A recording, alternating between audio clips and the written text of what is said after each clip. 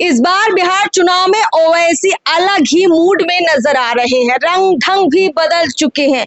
जो ओवैसी पिछले 2-3 महीने से कह रहे थे कि राजद को सबक सिखाएंगे, तेजस्वी ने मेरे विधायक चुरा लिए, वही ओवैसी अब हाथ जोड़कर तेजस्वी यादव राजद के सामने खड़े हैं कि महागठबंधन में हमको शामिल कर लीजिए। मामला क्या है, ऐसा हुआ कैसे?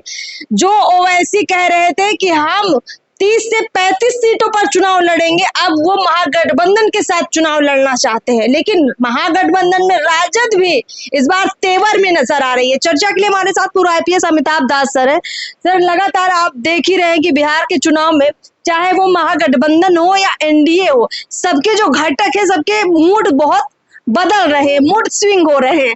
ओवैसी जी का मूड भी थोड़ा बदला है। क्या लगता है, राजद उनको लेगी? लेकिन राजद ने अभी अभी ये बयान दिया है, मनोज झा ने कह दिया है कि भाई आपको अगर बिहार में चुनाव जितवाना है बीजेपी को तो चुनाव लड़िए, अगर बीजेपी को हरवाना है तो चुनाव मत लड़िए। क्या मतलब है इसका? नहीं, सही कहा आपने। देखिए, मैं दर्शकों को बता दूं, ये जो ओवैसी है, इनकी पार्टी है ऑल इंडिया मजलिस इत्तेहादुल मुस्लिमीन। ये लंबा नाम है, बहुत लोग को याद नहीं रहता है, तो लोग संक्षेप में AIMIM कहते हैं, या और संक्षेप में लोग इसको ओवैसी की पार्टी कहते हैं। और इसकी स्थापना ओवैसी के दो पिताजी थे, सलाहुद्दीन ओवैसी ने की थी। और ये पार्टी पहले सिर्फ हैदराबाद की पार्टी थी, वो भी जो पुराना हैदराबाद है, मतलब चार मीनार और आसपास का इलाका जो है, उसकी पार्टी थी। लेकिन पिछले कुछ सालों में, खास के जब से ये ओवैसी आए हैं, जूनियर ओवैसी, तब से इसका एक तरह से उन्होंने अखिल भारतीय प्रसार किया है। मतलब यूपी में भी वो चुनाव लड़ती है पार्टी, महाराष्ट्र में भी, बिहार में भी। और 2020 में बिहार विधानसभा में इनको 5 सीटें मिली थी, लेकिन उसमें से 4 विधायकों को तोड़ के तेजस्वी जी निकल गए राजद में। खुद तेजस्वी गाड़ी चला रहे थे और 4 विधायक बैठे हुए थे, और बस एक अख्तरुल इमाम बच गए।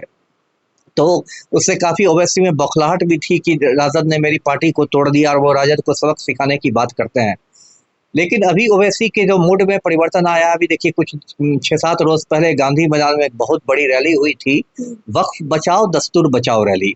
उसको महागठबंधन के नेताओं ने भी संबोधित किया था, तेजस्वी ने भी, कन्हैया कुमार ने भी, दीपांकर भट्टाचार्य ने भी, और बहुत बड़ी रैली थी। मतलब विश्लेषक लोग कह रहे हैं कि पिछले कुछ सालों में गांधी मैदान में इतनी बड़ी रैली नहीं हुई थी। तो उसके बाद से ओवैसी का मूड थोड़ा मतलब पिघला है, और उनको लग रहा है कि हवा का रुख जो है वो महागठबंधन की तरफ है। और एनडीए, देखिए, ओवैसी पर हमेशा एक ये भी इल्जाम लगता रहा है कि वो भाजपा की बी टीम है।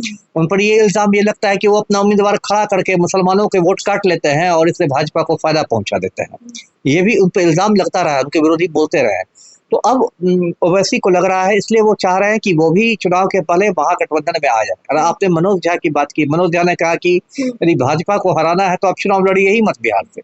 तो ये तो खैर गलत बात हो गई। जिस पार्टी ने पिछले चुनाव में 5 विधायक जीते थे, उनको आप कैसे कहिए कि आप लड़िए ही मत।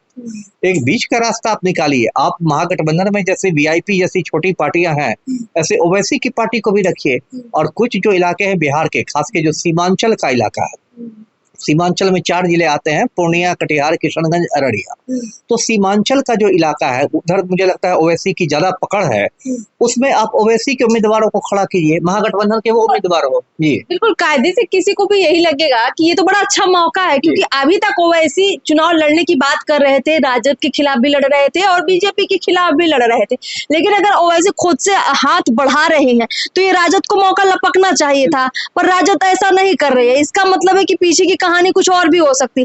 क्या आपको लगता है कि तेजस्वी यादव ओवर कॉन्फिडेंट हो चुके हैं कि सीमांचल इलाके में अब हमारे पास कन्हैया कुमार जैसे चेहरे आ चुके हैं, तो वैसे की जरूरत नहीं पड़ेगी, कांग्रेस तो अब साथ है ही? नहीं, ओवर कॉन्फिडेंट होने की तो बात नहीं है। राजनीति में तो आपको अतिरिक्त आत्मविश्वास से तो नुकसान ही पहुंचता है। तो फिर भाजपा की हालत हो जाएगी कि अब की बार 400 पार और 240 पर अटक गए। वो ओवर कॉन्फिडेंस सही नहीं है। और सबसे बड़ी बात कि कन्हैया कुमार का जनाधार अलग है, ओवैसी का जनाधार अलग है। कन्हैया कुमार से ठीक है युवा जुड़ सकते हैं, या कन्हैया कुमार भूमिहार हैं तो उनसे अगड़ी जाति वाले जुड़ सकते हैं, लेकिन मुसलमानों में अभी भी जो ओवैसी की पैठ है वो कन्हैया कुमार की पैठ नहीं है। ओवैसी का विकल्प कन्हैया कुमार नहीं हो सकते हैं। तो इसलिए देखिए, अभी मैं नहीं मानता कि मनोज झा का जो भी वक्तव्य है उसको फाइनल नहीं मान लेना चाहिए। राजनीति में गाल फुलव्वल मान मनव्वल ये सब चलता रहता है। है ना। ये हो सकता है उन्होंने कहा हो, थोड़ा सा भाव खाने के लिए कहा हो कि ज्यादा सीटें नहीं मान ले ओवैसी, है ना। ऐसा नहीं कि वो सीधे ओवैसी 25, 30, 40 सीटें मांग ले, तो थोड़ा भाव खाने के लिए भी कहा जाता है। इसे एक तरह के राजनीतिक नखरे हैं, लेकिन मुझे लगता है कि पर्दे के पीछे बात चल रही होगी। और जहां तक मेरी राजनीतिक समझ है, मुझे लगता है चुनाव आते आते ओवैसी की पार्टी महागठबंधन का हिस्सा हो जाएगी। तो आपको क्या लगता है कितनी सीटें मिल सकते हैं? क्योंकि देखिए वीआईपी अलग मूड में नजर आ रही है। अभी तक देखिए मुकेश सहनी कुछ सीटों की डिमांड करते थे, अब तो डिप्टी सीएम पद की डिमांड भी मुकेश सहनी कर रहे हैं। तो ओवैसी जी भी तो मुकेश सहनी से कम में नहीं ना मानेंगे। अगर मान लीजिए 10 सीट या 15 सीट 20 सीट, इससे कम में तो नहीं मानेंगे ओवैसी भी। हाँ, लेकिन पूरा मोल भाव के बाद मुझे लगता है 10 तक सीटें मिल सकती है। 10 सीटें मिल सकती जी जी, सीमांचल में मिल सकती हैं मिल जी। सकती। चलिए, बहुत बहुत शुक्रिया हमसे बातचीत करने के लिए। तो ओवैसी यही समझ चुके हैं कि महागठबंधन अब अलग रंग में आ चुका है। हवा बदल गई है बिहार की, और इसी बदली हवा में ओवैसी भी बदले बदले नजर आ रहे हैं। सवाल ये है कि राजद उनको खुले दिल से कब स्वीकार करेगी, कब इसका ऐलान करेगी, और स्वीकार करने के बाद सीटें कितनी देगी, 10 देगी या फिर मुकेश सहनी के बराबर देगी, या उससे कम में ही ओवैसी को काम चलाना पड़ेगा। खास खबर में फिलहाल इतना ही। आगे भी पूरी नजर इस खबर पर रहेगी। नमस्कार।